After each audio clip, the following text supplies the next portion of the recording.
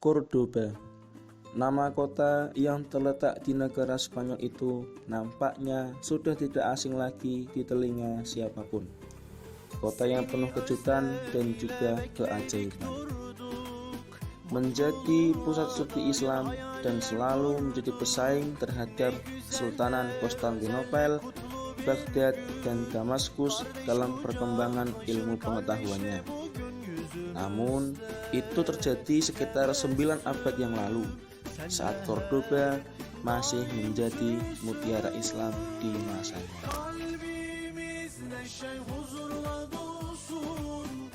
Kota yang awalnya bernama Iberibet itu dibangun pada masa pemerintahan Romawi berkuasa di Guadalquivir.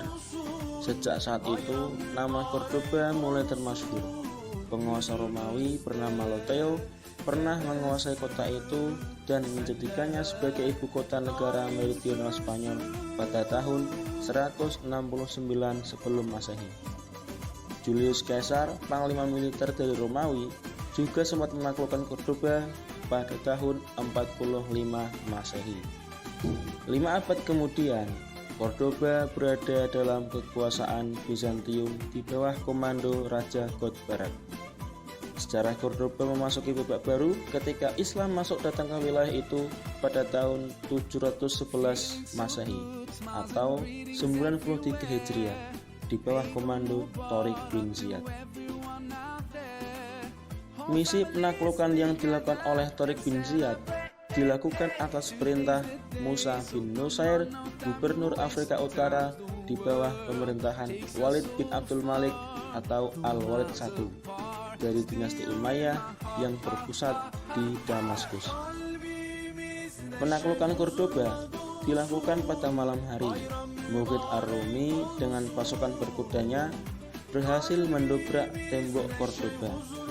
Selain menguasai Cordoba, tentara Islam juga menaklukkan wilayah-wilayah lain di Spanyol seperti Toledo, Seville, Malaga, serta Elvira.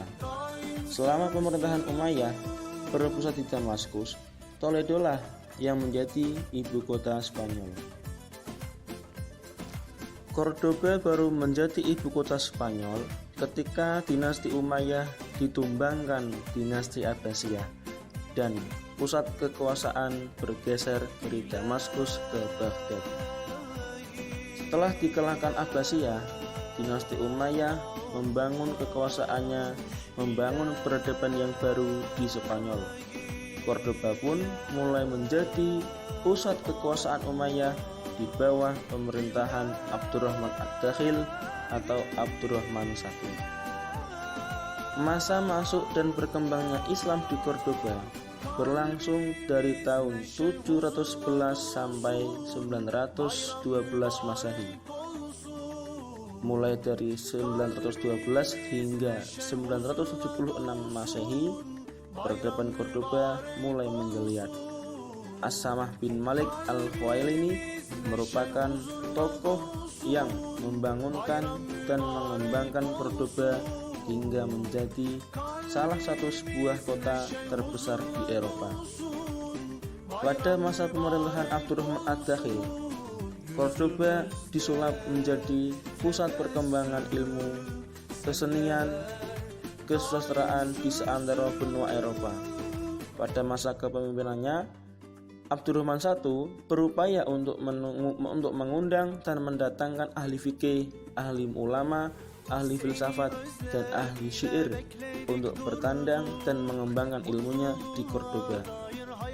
Puncak kejayaan dan masa keemasan Cordoba di bawah pemerintahan Islam mulai berlangsung pada era pemerintahan Khalifah Abdurrahman An-Nasir dan pada zaman pemerintahan anaknya Al-Hakam. Ketika itu, Cordoba telah mencapai kejayaannya hingga pada taraf kekayaan dan kemewahan yang belum pernah tercapai sebelumnya di Eropa. Tak heran bila pada era itu Cordoba mampu mensejajarkan dirinya dengan Baghdad sebagai ibu kota pemerintahan Abbasiyah.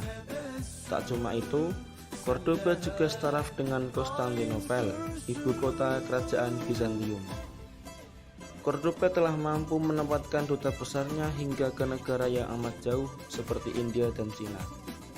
Cordoba mengalami kemajuan pesat dalam bidang pendidikan, ilmu pengetahuan, dan intelektual pada masa kekuasaan Abdurrahman III.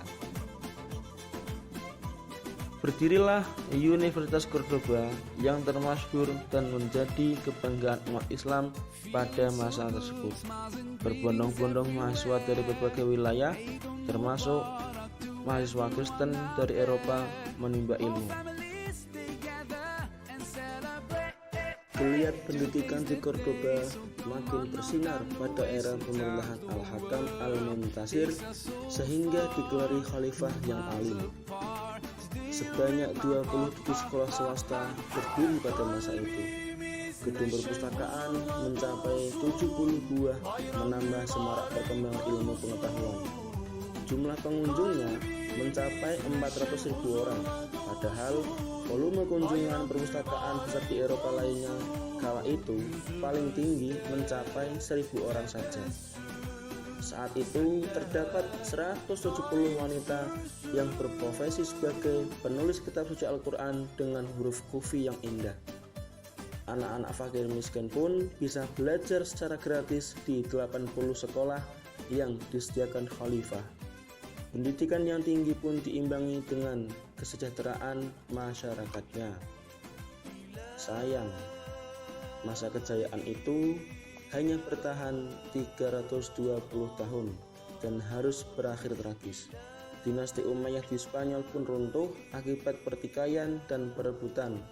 Dinasti Umayyah digulingkan dinasti Amiriyah hingga akhirnya pada tahun 1031 Masehi Islam terusir dan terhapus dari Cordoba.